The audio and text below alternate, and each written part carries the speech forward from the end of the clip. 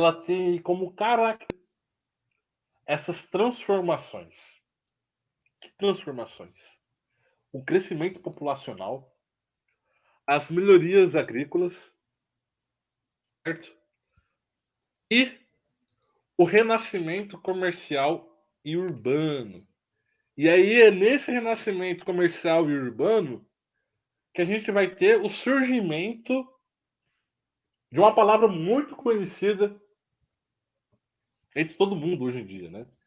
Que é a famosa burguesia. Alguém já ouviu falar sobre a burguesia? Todo mundo já ouviu falar? Acho que já, né? Então, a burguesia surgiu na Idade Média. E aí, bom, vocês estão tendo aula de filosofia já, ou ainda não tiveram? E eu não tive nenhuma ainda, mas eu não sei se teve já aqui no.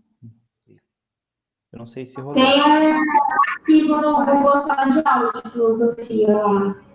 Uhum. Bom, por que é importante? Eu estou querendo fazer esse link, né, entre matérias, né, fazer essa mistura. Por quê?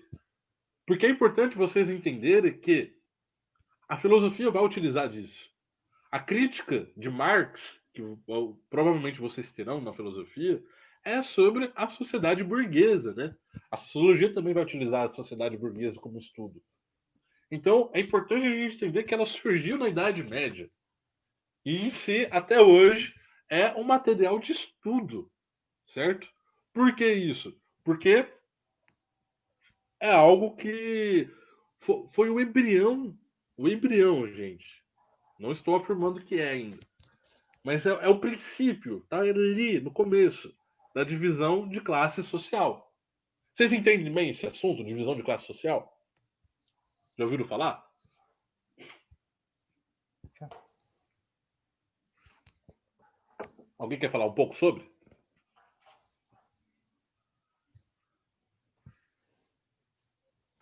Dou-lhe uma? Eu tô tranquilo. Tá Eu tranquilo? passo. Bom, gente, então a burguesia ela vai surgir na Baixa Idade Média. Então, voltando, quais grandes transformações temos aqui na Baixa Idade Média? Temos o renascimento do comércio, certo? O crescimento populacional e também a centralização política. Porque vejam bem, pessoal, vejam bem. O que é um feudo? O feudo é um pedaço de terra. E quem manda lá é o senhor feudal. A única coisa que une essas regiões, esses feudos, vai ser a igreja. Porque a igreja vai ser em comum para todos. Então, a centralização política vai dar também um surgimento na Idade Moderna das monarquias nacionais. Então vai surgir pós-Idade Média, devido a essa centralização política por conta da crise, essa questão de identidade nacional, né? Então alguns países vão começar a surgir a partir desse período, certo? A França, por exemplo, Portugal, Espanha, certo? Então aí foi a partir da Idade Média que começou a surgir essa ideia nacionalista, né, digamos assim, de centralização. A gente também vai ter o absolutismo depois. Vocês já ouviram falar sobre isso? O absolutismo, certo? Que é um assunto muito estudado na história, o absolutismo. Vocês já ouviram falar sobre? Não, Não? não. Então, ó, gravem bastante isso, Eu vou absolutismo. marcar aqui pra eu ver, pra eu dar uma estudada depois. É, porque eu vou retomar esse assunto numa. Bom, com o avançar, né, do nosso planejamento de aulas, né? Ok. Que é o estudo dos monarcas. Então vamos lá, voltando. Então, uma das transformações foi o crescimento populacional. Bom, Segundo um historiador, né, chamado Hilário Franco Júnior, ele considera que 4 fatores para explicar esse aumento. Então vamos lá, vamos prestar bastante atenção. Segundo o historiador Hilário Franco Júnior, ele divide em 4 etapas sobre esse aumento populacional. Primeiro é a pouca atuação de epidemias de doença, certo? Então, assim, quando a gente fala sobre Idade Média, eu acho que passa na cabeça de vocês uma das características, né, a peste negra, certo? Vocês já ouviram falar sobre a peste negra? Então, eu ia até perguntar se foi ao mesmo tempo ali, mas e aí não precisou, o senhor já chegou. Certo. Oi? A Luísa ia falar alguma coisa?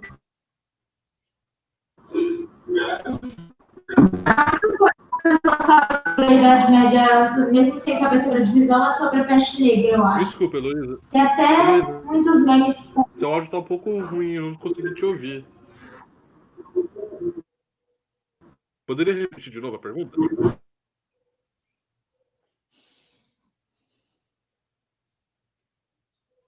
Heloísa? Professor, eu digitei no chat. Tá pra me ouvir? Tá. Muito. Sistema nervoso, o quê? Aqui, você falou, muitas pessoas só sabem sobre a peste negra. E até fazem mesmo isso. Mas qual que é a sua dúvida sobre a peste negra, comparando com a corona?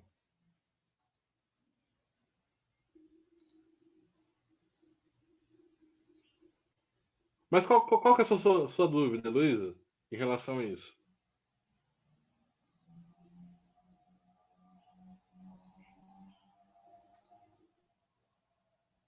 Ah, tá. Ok. Olha, Luísa, para ficar mais, assim, não fácil de entender, mas algo mais recente de comparação de epidemias, a gente tem a gripe espanhola, né? Que ela matou muitas pessoas, milhões de pessoas também na Europa, e acho que serviria mais de comparação. Porque a peste negra a gente tem que levar em consideração que ocorreu há 1000 anos atrás, certo? Mais de 1000 anos atrás. Por falta de higiene básica, né, professor? Oi? A falta de higiene. Isso, A falta de higiene. isso. Então, assim, é difícil a gente comparar, né? Por mais que o rindo de nervoso, de triste, né? Que o Bolsonaro esteja fazendo força para que essa epidemia se torne maior, é difícil comparar por conta do princípio básico que nem você falou, que é a própria higiene, né? Então, por exemplo, naquela época as pessoas iam no banheiro, ia fazer cocô, xixi, e não lavava a mão, coisa do tipo. Quando sentavam, né? Porque tinha muito isso. Quando achava banheiro, se não tinha banheiro, vai no balde. Por exemplo, como curiosidade aqui para vocês, a galera, tipo, do castelo lá, cagava na cortina. Assim, tipo, tinha lá a janela, cagava lá e voltava e não tinha garfo. Então, pra mim. Meu Deus. Então, então é isso, né? A pessoa vai lá, metia a mão num frango e comia com gosto, né? Não cortavam as unhas.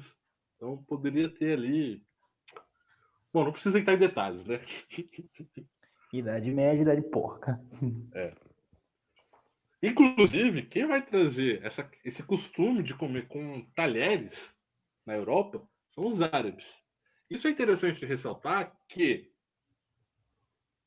na escola e tá, até na cultura popular, a gente acha que os europeus são pessoas desenvolvidas, são pessoas, nossa, estão além do seu tempo, mas isso nada mais é do que um eurocentrismo, né?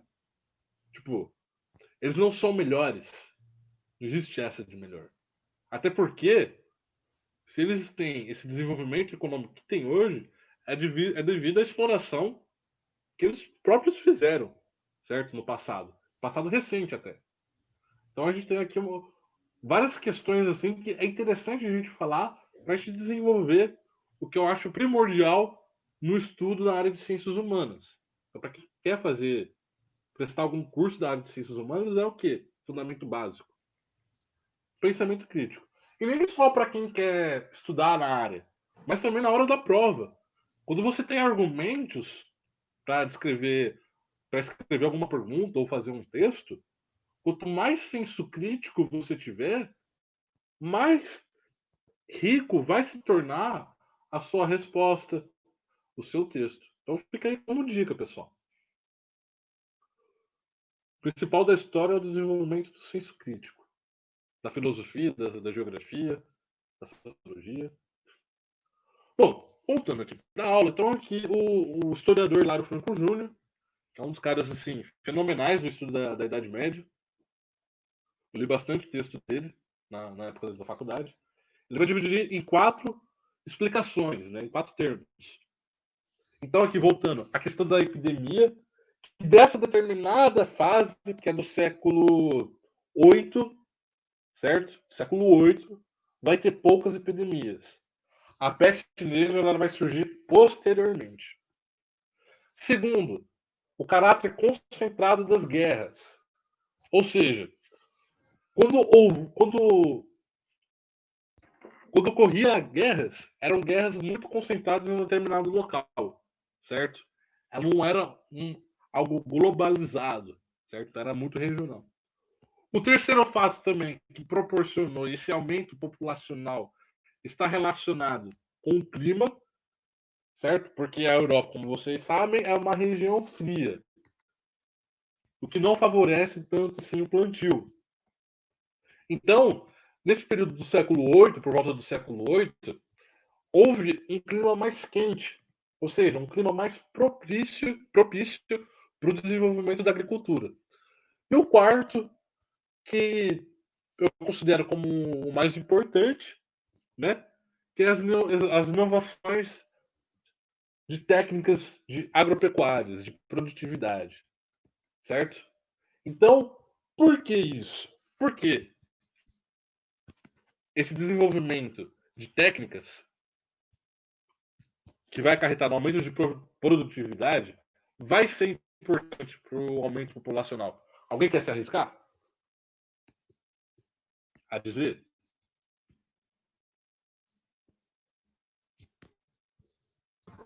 Não? Não. Não, passa. Ok.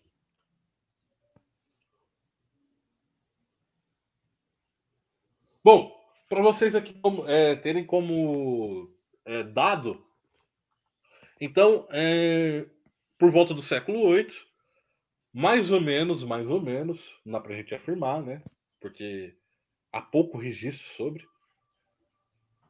Calcula-se que esse período havia 22 milhões de pessoas na Europa Ocidental, certo? Ao fim do século VIII,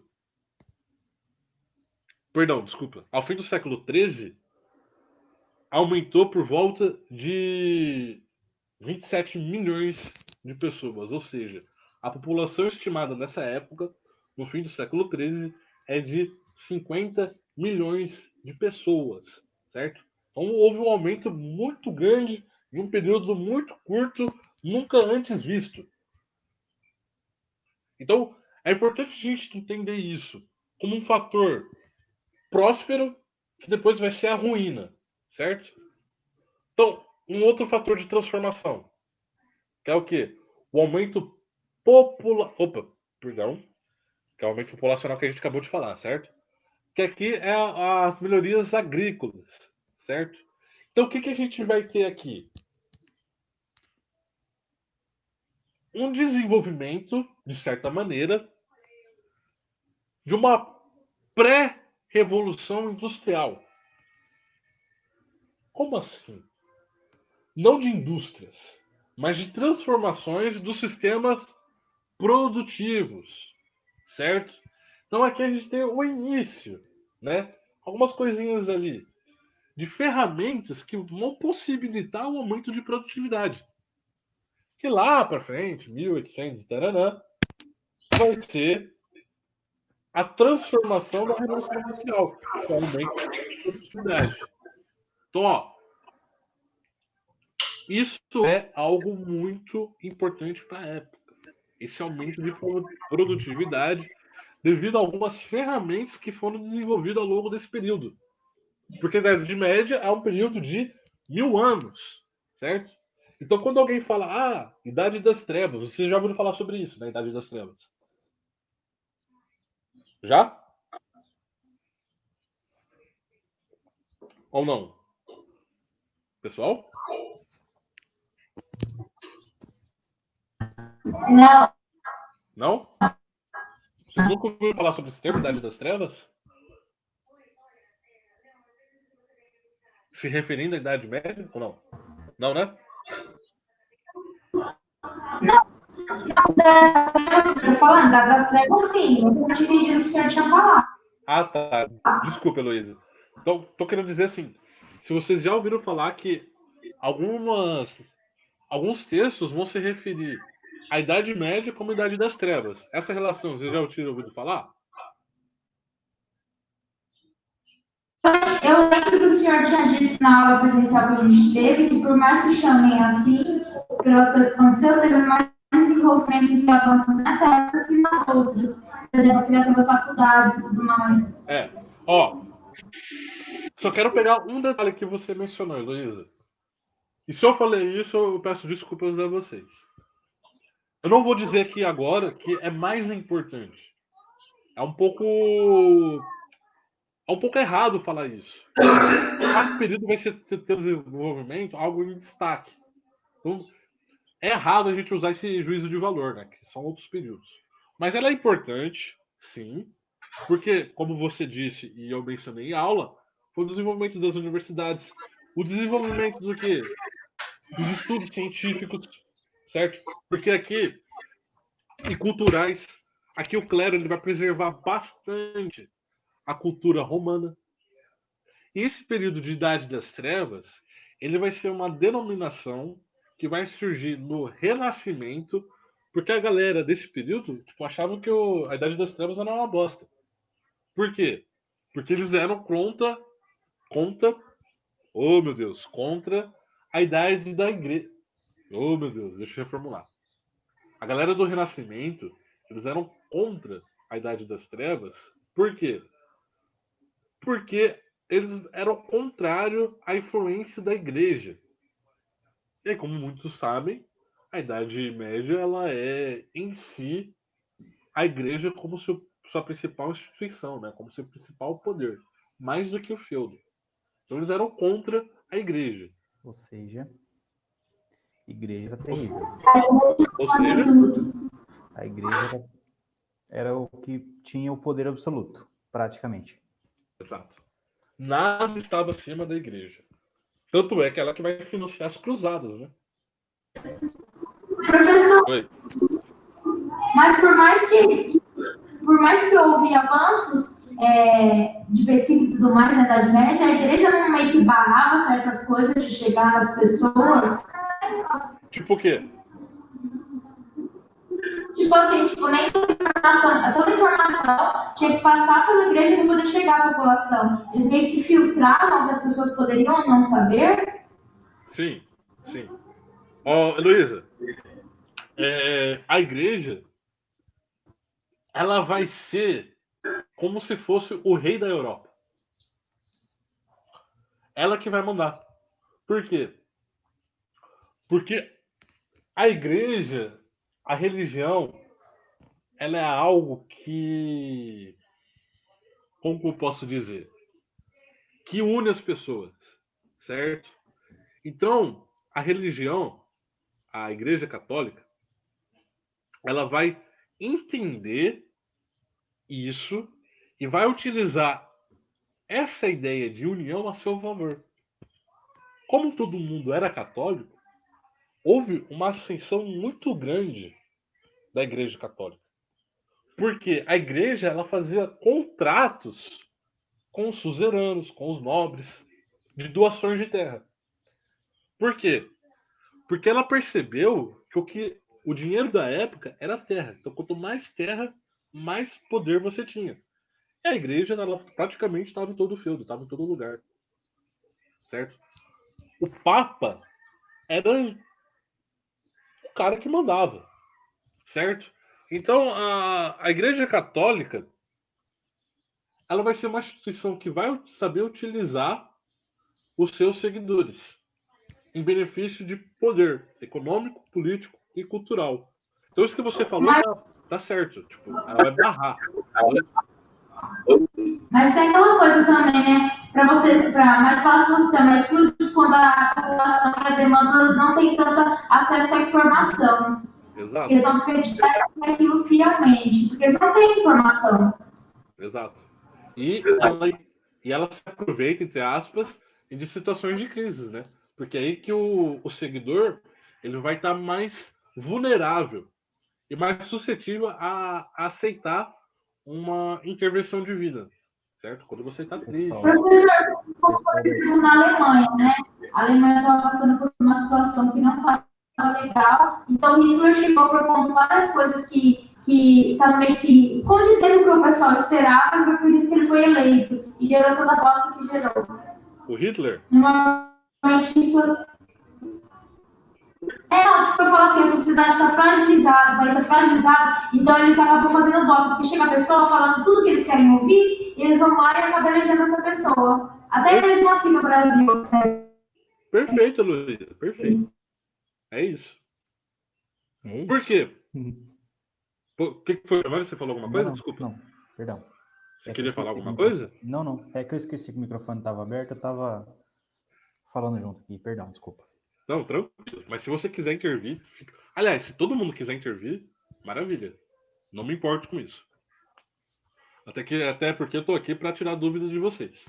Então vamos lá, Heloísa. Só para a gente desenvolver um pouquinho isso que você falou, essa questão ela é muito importante para a gente entender a estrutura e aqui mais uma vez fazendo ligações com outras matérias, para a gente entender a estrutura desse sistema.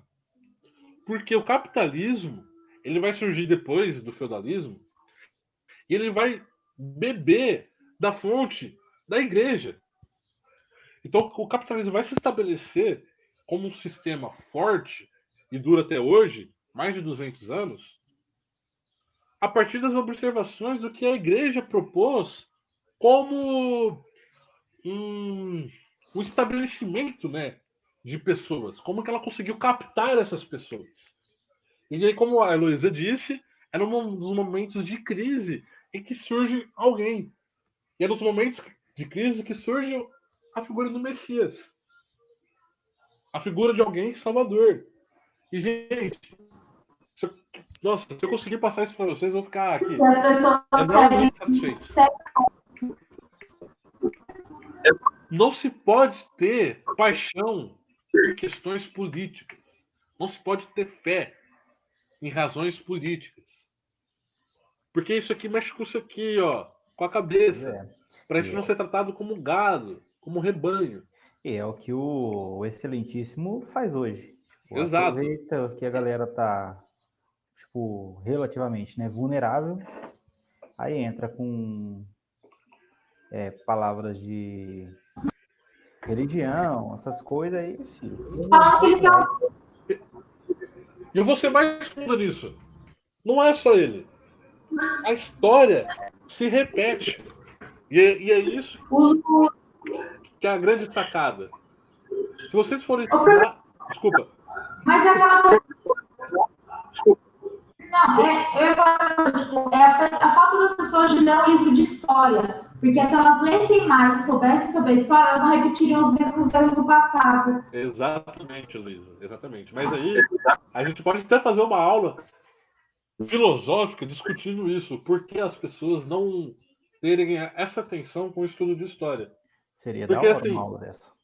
Oi? Seria massa uma aula dessa. Então fica como sugestão aí. Demorou. Se vocês tiverem interesse. Porque aqui, a gente se move, o cursinho se move com a vontade de vocês. Joguem no grupo as ideias. Se vocês têm ideia de aula, vamos fazer uma oficina. Eu adoraria dar essa aula para vocês. Bom, então só para a gente fechar e voltar aqui para a Baixa Idade Média, essa questão, quando você estuda a fundo, você repara que isso aconteceu milhões de vezes, cara. Existe um livro chamado 18 Brumário, do Marx e do Engels, que é um livro que ele vai falar que a história se repete.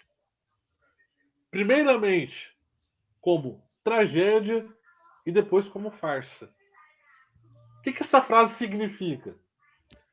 Que primeiro a história se repete, ou seja, os mesmos discursos se repetem. Segundo, que a farsa, a tragédia, ela vai se acontecer, certo? Então, assim, quando ela se repete, ela está sujeita ao próprio fracasso. E depois a farsa, que é a repetição disso. Então ela vai sempre se repetindo, certo? Ela sempre vai ter as mesmas características.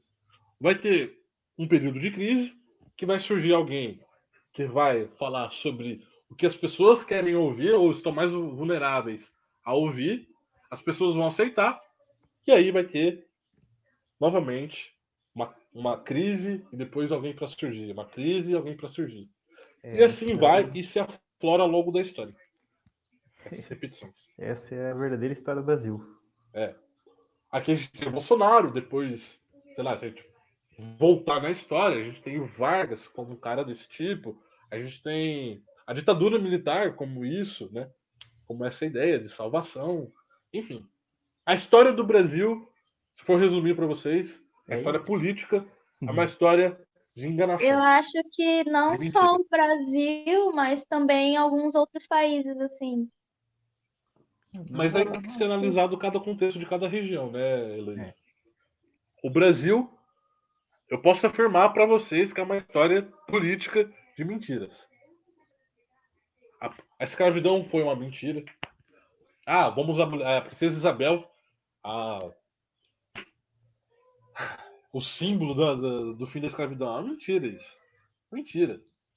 Não foi porque ela era boazinha. Foi porque ali existia um interesse político, um interesse financeiro. Gente, a escravidão, desde a ideia do fim da escravidão, há um período de mais de 50 anos até acabar. 50 anos para acabar um sistema. O Brasil foi um dos últimos. Aliás, foi o último da América Latina, da América inteira. Não só latina, mas da América inteira. A abolir a escravidão. Bom, não é esse foco da aula, deixa eu focar aqui, senão eu vou longe. Então, só para vocês verem que isso que a gente acabou de fazer agora é o desenvolver o que eu acho que é o mais importante para vocês. Um pensamento crítico, um outro olhar de fora da caixinha, e não ser um rebanho. E não, tipo, um político à esquerda cagar na nossa cabeça e a gente dar risada e aplaudir. Certo? Então, para mim, é mais fundamental do que qualquer outra coisa. A gente ter essa consciência. Entendi. Bom, voltando para a aula, infelizmente já está acabando.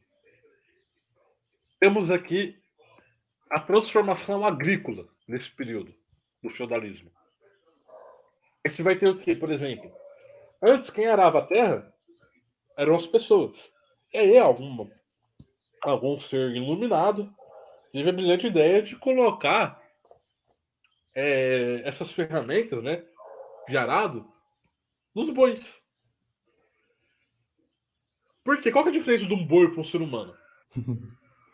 Força. Exato, meu querido Giovanni. Não é? Força. Pô, se você for lutar com um boi sem nenhuma arma, eu acho que a pessoa que for lutar, ela vai se ferrar, né? Um pouco. Então a força do boi, dos animais, vão ser fundamental para o aumento dessa produtividade.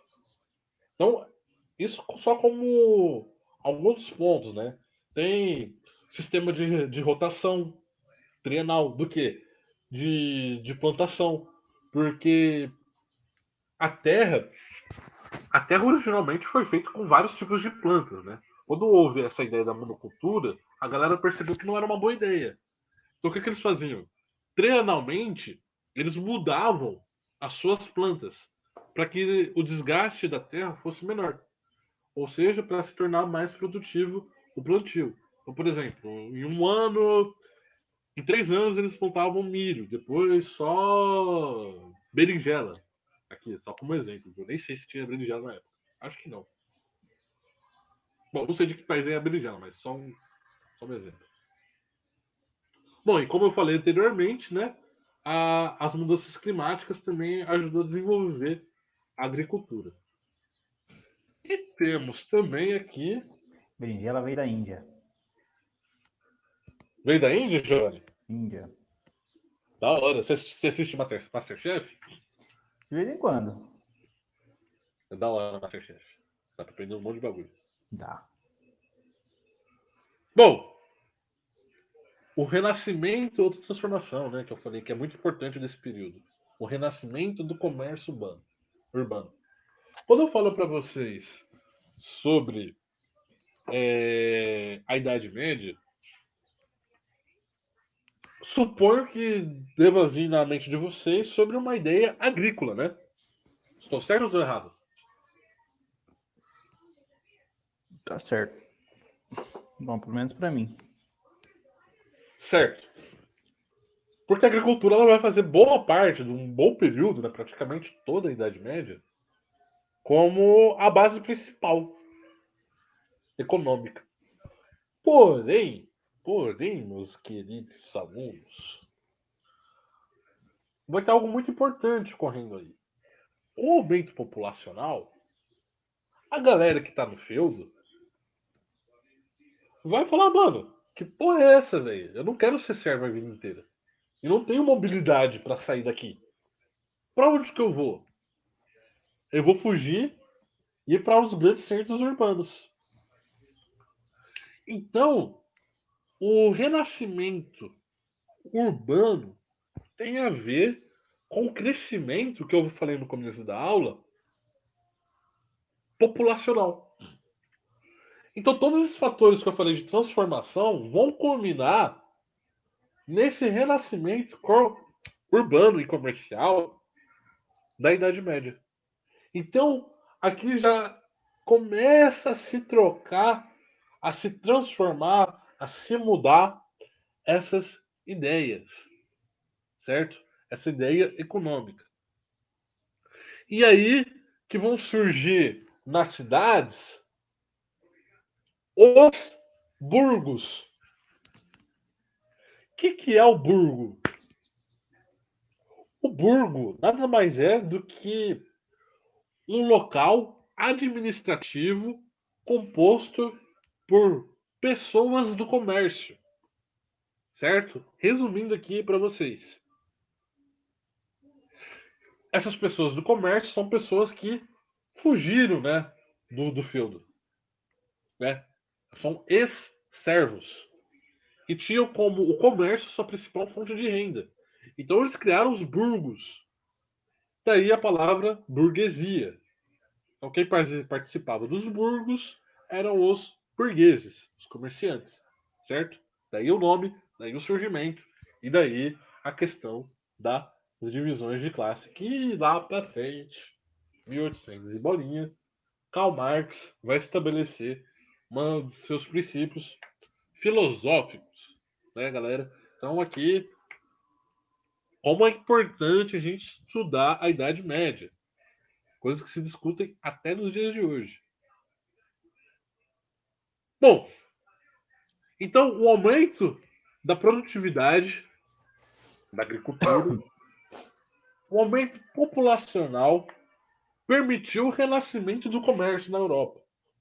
Pouco a pouco, essa atividade consolidou-se por meio das formações de feiras. Então as feiras são algo muito importante nesse período. Alguém já foi numa feira? Aqui? Já. Como um pastelzinho, uma garapa. Mano, é uma delícia isso. É uma prática da Idade Média. Então as feiras elas vão ser um fator importante para o avanço do comércio, das rotas comerciais. Certo? Então o renascimento comercial esteve diretamente relacionado com o renascimento urbano. Quando as pessoas migraram para as cidades, certo? E não apenas para os feudos. Bom, e aí o comércio ele vai ter um apoio ainda maior com o incentivo das cruzadas no início do século XI. Então, o envio de soldados para o Oriente e a migração de milhares de pessoas que queriam buscar a Terra Santa no mercado do Ocidente, da Europa Ocidental, perdão, da Europa Ocidental, vão ter esse apoio das cruzadas. O que foram as cruzadas? Que é algo muito importante para a gente entender como uma das características da Baixa Idade Média. As cruzadas foi, resumindo, o medo em que a Igreja Católica tinha em perder força para os muçulmanos que estavam invadindo a Europa Ocidental naquele período. Então, a Igreja Católica ela vai financiar expedições militares para ou você se torna católico, apostólico romano ortodoxo, ou você roda. Então foi uma questão militar em que a igreja se viu ameaçada pelas invasões muçulmanas. Certo? Ficou claro? Ao todo, teremos 8 cruzadas oficiais e 2 não oficiais. Certo? No material, eu preciso rever se eu falei sobre as cruzadas. Eu vou deixar mais detalhadamente no material, caso eu não fiz. Certo? No material sobre a aula de hoje. Bom, isso é a transformação econômica, né, tipo, dos centros urbanos. Então a gente tem aqui o aumento da produtividade e o aumento da populacional indo em direção aos centros urbanos. E aí a ideia do renascimento. E também, não menos importante, uma das mudanças mais significativas do período foi a centralização do poder. Certo? E isso entendemos como o fortalecimento da posição do rei e a formação dos estados nacionais, como os países que eu citei logo no início da aula. Certo? As monarquias vão surgir nesse período. Então, olha só, galera, como existem várias características importantes para a gente estudar esse período. Por isso que a história é fantástica, né? Porque vai tudo se amarrando, certo? Tudo tem uma ligação. Bom, a formação dos estados nacionais governados pelas monarquias.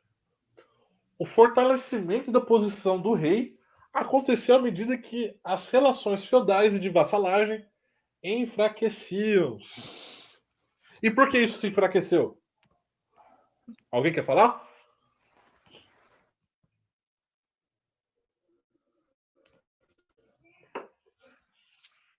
Não?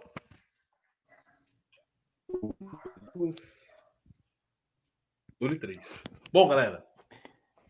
Esse fortalecimento do rei, ele ocorreu porque por conta dessa transformação que eu falei para vocês da Baixa Idade Média. Aumento populacional, renascimento urbano,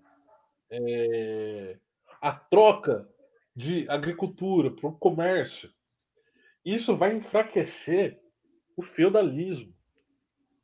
Então já não era mais interessante você ter regiões, certo? Essa transformação começou, pô, eu sou o rei, cara. Se eu sou o rei, se eu sou um monarca, eu quero ter mais espaço, mais terras para governar, certo? Para impor minhas ideias. Então, aqui a gente estava passando de uma transformação regional para uma transformação mais nacional, de identidade de uma região. E aí os estados nacionais, certo? Então é muito importante a gente entender essa transição. Surgimento, aliás, a crise do feudalismo e o surgimento da monarquia, certo? É quase que uma sinfonia, um conjunto, certo? Porque um vai ter relação com o outro. Alguma dúvida, pessoal? Tô tranquilo. Alguém tem uma dúvida, pergunta? Ups. Bom, e aqui, encaminhando, né, para o fim da aula, a gente vai ter um ponto assim muito importante, que é o fim, né? O fim da Baixa Idade Média. Que ela vai ocorrer no século XV e aqui vários pontos, né? São várias coisas ruins acontecendo ao mesmo tempo que vai culminar no, no fim da Baixa Idade Média e seu principal evento, né, de transformação de período de Idade Média para a Idade Moderna é a queda do Império do Oriente, a queda do Império Romano do Oriente, a queda de Constantinopla, que era a capital, que posteriormente, hoje em dia, está na região da Turquia, né? A capital da Turquia, Istambul.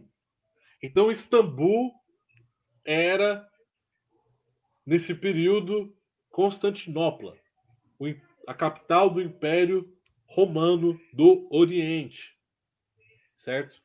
Então, esse vai ser o principal acontecimento desse período de transformação da Idade Média para a Idade Moderna. Então vamos entender o que foi a crise do século. Perdão, gente, eu falei 15, mas é século 14, desculpa. Século 14. Esse século XIV foi Isso. ou não? Ó, só para vocês terem em mente, para todo mundo. Eu fiz a tabelinha dos séculos, certo? E ela é bem fácil de entender. Eu vou explicar aqui para vocês rapidão.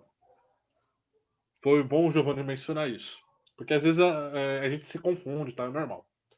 Bom, então o século XIV, ele é o século em número romano que vai ser escrito por X1V. Vê.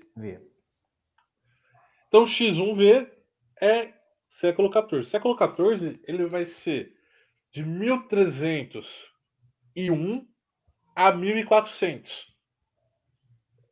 E o século XV? Alguém saberia? Alguém quer chutar? Você pode repetir que eu não ouvi, cortou o som. Ó, então assim, pra gente não se perder no do tempo, porque às vezes as perguntas dos vestibulares, do Enem, vai estar escrita pelo número romano. Então é muito importante a gente ter atenção nisso. Porque a gente pode errar alguma pergunta fácil por não saber o período em que está sendo perguntado. Então o que a gente está vendo aqui é a crise do século XIV, que em número romano é X1V, e corresponde das seguintes datas, seguintes anos. O século XIV ele vai começar em 1301 e vai terminar em 1400. O século XV vai começar em 1401 e terminar em 1500. Seguindo essa lógica, alguém quer arriscar que data que abrange o século XVI? 1501 a 1600? Isso. E Beleza. assim sucessivamente. Beleza. Então, É que eu perguntei, porque eu estava falando do. Eu não sei se foi você ou se eu li algo sobre. É que deu no fim do. Na crise do século teve um aumento da temperatura, né? aham. Aí depois teve o resfriamento que afetou a produtividade e o caramba. Isso. É que Ó, quando houve o aquecimento, foi a época de ascensão agrícola, certo? E sim. produtividade. Foi anterior a esse período. Uhum, E posteriormente houve esse resfriamento, o que vai só entendi. piorar a situação. É que logo acho que acho que é no próximo, não, 1800, tá longe ainda. É que teve a explosão do Krakatoa lá, né? Que afetou tudo também. Isso Achei que mesmo. estava ligado, mas ele tá lá na frente ainda. Lá pra frente eu vou comentar com vocês quando Beleza, chegar essa aula. tranquilo. Bom, o que a gente vai ter aqui na crise do século XIV? Bom, é muita coisa, gente, muita coisa. O aumento populacional em um lugar onde não tem infraestrutura adequada vai causar o quê? Doenças. Então vai ser um período de muita doença. Oi? Senhor, eu acho que naquela época já não tinha uma infraestrutura para as pessoas daquela época. Aí com o aumento desenfreado da população, ficou pior ainda. Exatamente, Luiz, exatamente.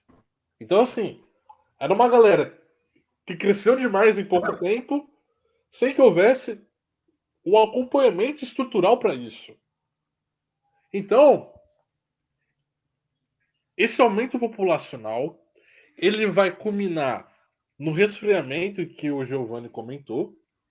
Então, assim, foram todas as peças assim que se encaixaram para que desse errado, né?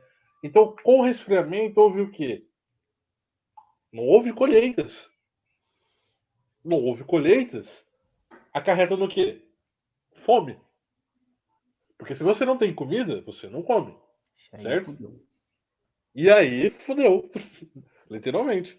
Porque você tem uma população gigante e não tem comida. Isso vai causar o quê? Revolta. Milhões. Alô? Quando fala, não vai ter uma paz, não vai ter segurança, né, professor? Desculpa, Luiz, não ouvi.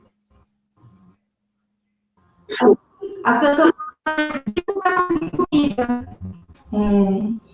Vai crescer mais, como pode dizer, a paz, entre aspas, que tinha, vai se esvair, vai a zero. Porque as pessoas ficam em desespero, família para alimentar, muita gente, e não tem o que resolver. Como resolver isso? E aí é legal de reparar. Ao mesmo tempo em que a maioria da população não tinha, quem estava em cima da pirâmide social não tinha mudado nada. E, gente, só quero trazer aqui uma reflexão. Estamos vivendo uma epidemia, talvez seja a maior crise do século, talvez desde a Segunda Guerra Mundial, ouço dizer isso. E a gente tem o quê?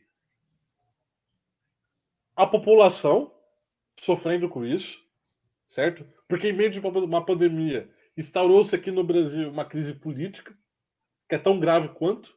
Eu não consigo medir qual que é mais grave. É. Mais de 20 mil pessoas morreram. 25 mil. Então, Você é louco. quem tá lá E tem em gente cima, e quem tá lá em cima não mudou nada. Não mudou nada. professor, mas é sempre isso. Independente do que acontece, é sempre o pobre que se fode. Os ricos sempre vão poder dar a volta por cima, mas a gente só aumenta o quilo do arroz, a gente fica sem arroz. Eles não, eles podem pagar até aumentar o preço. Engraçado que Exatamente. isso não começou pelos pobres, começou pelos ricos, e sempre vai ser a classe mais baixa que faz fuder. Não tem o que fazer. Tem, Luísa. Tem que se fazer. Aí que tá. Como que a gente muda isso? Estudando. Pode ser clichê? Pode. Mas não tem outra forma. Não, senhor, mas, por exemplo, aí, tem ainda gente, como o Giovanni disse, Minions e tudo mais, até o senhor disse e tal, mas tem gente que não quer que haja mudança, tem gente que está visando a sua academia, não está pensando nas pessoas mais pobres. Eu vi uma reportagem que os traficantes de morro estão se movimentando para poder trazer comida, álcool em gel e máscara para os pobres. Então, você vê onde está, entre os bandidos tendo que mover as redes sociais que a política não gera, não ajudando para as pessoas. Exato, Luiz. É isso. O Brasil é isso, é exploração. E não é sou eu que estou dizendo, nem você. É os fatos. Não enxerga quem não quer. Na verdade, não E como é que a querem. gente faz para enxergar? A gente tem que estudar. É sentar a bunda numa cadeira e ler. Ouvir pessoas que entendem do assunto. É, gente, ler mais, ouvir mais e falar menos. Porque na internet criou-se um discurso de ódio tão grande que todo mundo quer falar e acha que entende. E não é bem assim que funcionam as coisas. O que aconteceu é que o Brasil dividiu. Tipo, numa hora que não devia, tipo, devia todo mundo se unir, ficar dentro de casa, o bagulho dividiu. Exatamente. Por discurso de ódio. Exato.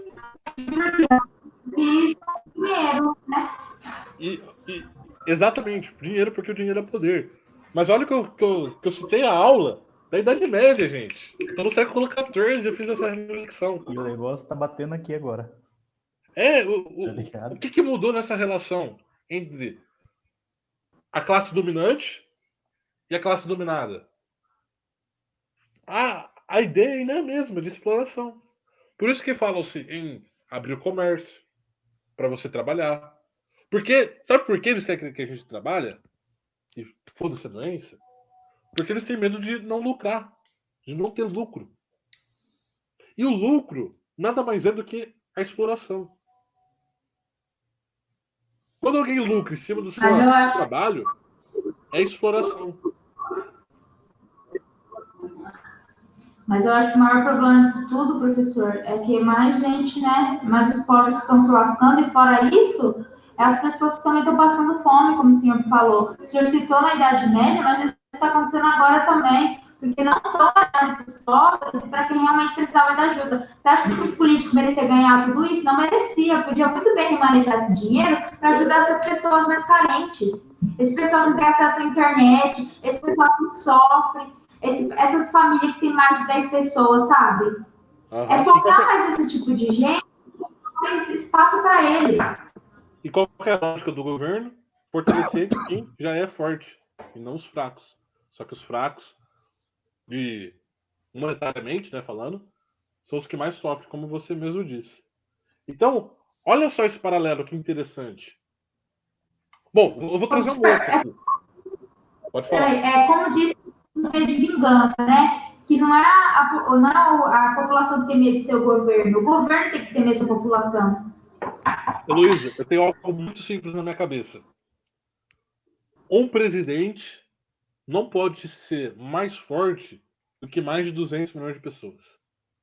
Né? Porque o Brasil tem mais de 200 milhões de pessoas. Então, uma pessoa não pode ganhar de 200.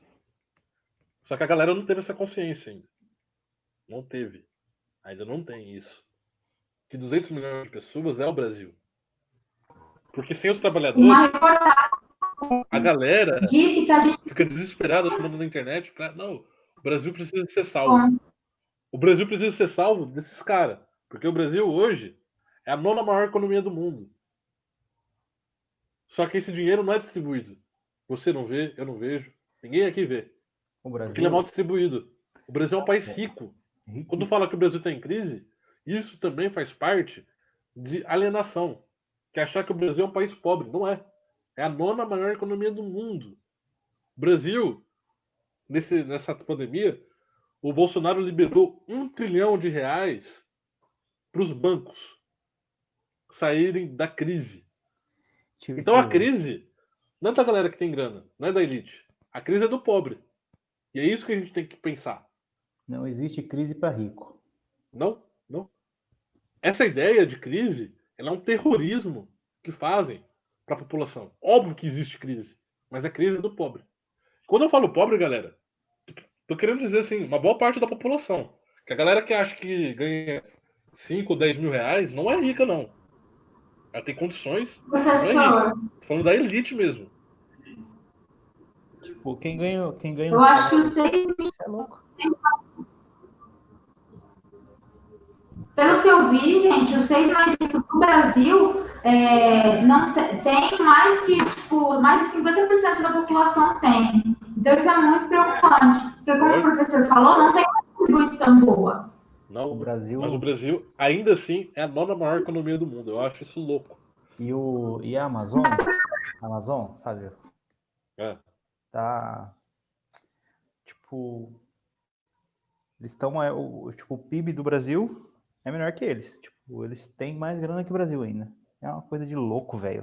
Um cara tem mais dinheiro do que a porra de um país. Tipo, tipo, é isso que as pessoas têm que ver e as pessoas não vê, tá ligado? Tipo, foda-se, mano. Tipo, foda-se. Não, E é eu por tenho isso e já era. que é importante isso que a gente está fazendo aqui. Que, para mim, rompe a ideia de uma aula comum. Uma aula onde eu dito para vocês. E é isso que eu tenho como ideal. É a gente parar para pensar no mundo de hoje. Que a gente estuda história para entender o mundo de hoje. Pra gente não cair nas farsas e nas tragédias. Nas repetições. A Né? Elis Regina, não. O Belchior, que eu fico com uma dica aí para vocês, musical, Curto.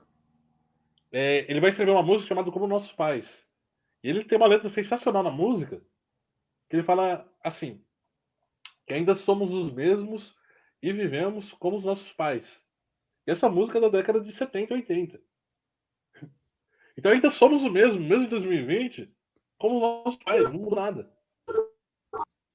Senhor, tem uma série que eu assisto que tem uma frase muito marcante nela, que fala: o hoje e o amanhã não se sucedem, mas estão conectados em um círculo infinito. Tudo está conectado, tudo se repete. Nossa, muito boa. Que série que é essa frase? Dark é uma série sobre viagem temporal. É muito boa, professor. Que pira. E o que eles falam faz muito sentido. Porque mesmo o cara tentando viajar para consertar os erros dele, tudo se sucede da mesma maneira. Porque os erros, ele não pode consertar aquilo só com ele. Porque uma pessoa só não consegue mover o mundo. Exatamente. Bom, gente. Eu viajo nas ideias. Olha, Eu preciso focar aqui que eu preciso falar de algum assunto. E eu já passei da aula. Então me desculpem. Eu preciso falar disso. Né? Que eu acho que talvez seja. Bem que o Enem ele já deve ter feito já. Acho que o pessoal já deve ter terminado nesse período. Bom, mas é importante falar que é a peste negra. Né? Porque epidemia e tal, a gente está num momento de epidemia, que é uma bosta viver um momento histórico, né? Como hoje, que é surreal. Não queria estar vivendo esse momento histórico. Mas enfim. Então, a crise do século XIV, Nossa senhora. ela foi atingida pela peste negra, e a peste negra ela ocorreu por volta de 1348. Então, há muito tempo atrás. E ela reduziu, e ela matou, ela matou 1/3 da população europeia. Certo? Ou seja, 70%. Não, desculpa que eu sou ruim de matemática. Então, 1/3 da população europeia foi morta pela peste negra. E na Inglaterra, só para vocês terem um dado, foi ainda pior. Porque na Inglaterra, eu não sei se foi pior. Se alguém manjar de matemática, me corrige. Mas 70% da população inglesa ficou doente por conta dessa doença. Então, Tem um negócio, né? Independente da crise que o mundo está passando, sempre vai ter um país que vai estar mais forte. Como, por exemplo, no final da Segunda Guerra Mundial, o país que estava mais forte, assim, com mais poderio e tudo mais rico, era os Estados Unidos. E foi ele que foi ajudando os outros países e meio que, entre aspas, deixou os outros países em dívida com ele. Então, tipo assim, independente do que acontecer com o mundo, sempre vai ter um país desse. Que ele vai meio que ajudar os outros para ganhar coisas no lugar. E se beneficiar com isso. Eu acho que mais isso ou não se chama menos. ajuda, né? 10 anos. Ó, seguinte. sempre vai ter, sim, a superpotência econômica do período. E, galera, acabou a aula, mas só para a gente finalizar, sempre vai ter um país de domínio, certo? Na época da Segunda Guerra Mundial, existe toda uma explicação dessa ascensão dos Estados Unidos, certo? Bom, gente, eu preciso encerrar a aula, foi rápido, eu queria estar falando mais aqui com vocês. Gente, qualquer ideia, crítica, sugestão, comente lá no grupo. Eu vou preparar o conteúdo escrito, né, da aula de hoje e vou enviar para vocês. Eu Beleza. estou devendo o gabarito da aula anterior, então eu vou também enviar, certo? Opa. Bom, gente, sinto lhe dizer, mas a aula acabou. Droga. Queria falar mais coisas. Estava da hora. Valeu, Giovanni. Qualquer Qual que é a aula dúvida. econômica assim, senhor? Oi?